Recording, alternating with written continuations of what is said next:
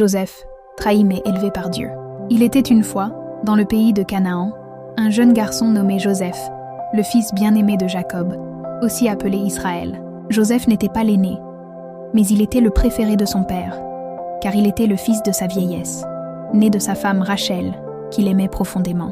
Jacob offrit à Joseph une magnifique tunique aux couleurs vives, un manteau de distinction que ses frères regardaient avec jalousie. Ce n'était pas seulement le manteau. Joseph avait des rêves mystérieux, des songes qui laissaient entendre qu'un jour, ses frères et même ses parents se courberaient devant lui.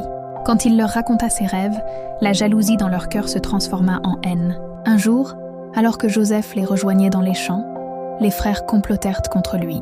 Ils voulèrent d'abord le tuer, mais l'un d'eux, Ruben, proposa de ne pas verser de sang. Ils le jetèrent donc dans un puits sec. Peu après, des marchands ismaélites passèrent, et ils vendirent Joseph comme esclave, pour quelques pièces d'argent.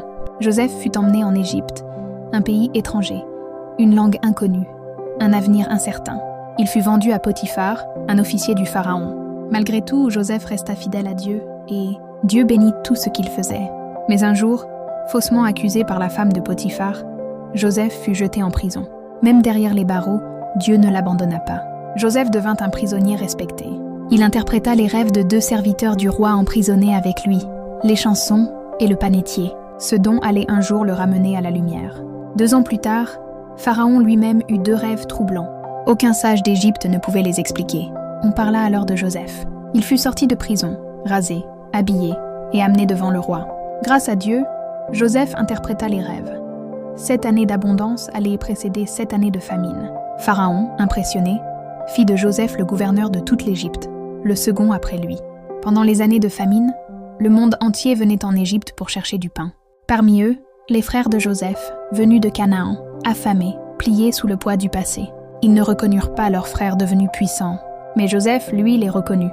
Il aurait pu les faire souffrir. Mais au lieu de cela, il les mit à l'épreuve pour voir s'ils avaient changé. Et quand il vit leur cœur repentant, il ne put retenir ses larmes.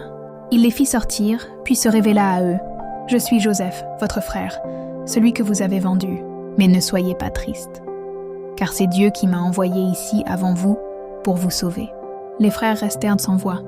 Joseph les embrassa un à un. Il leur pardonna.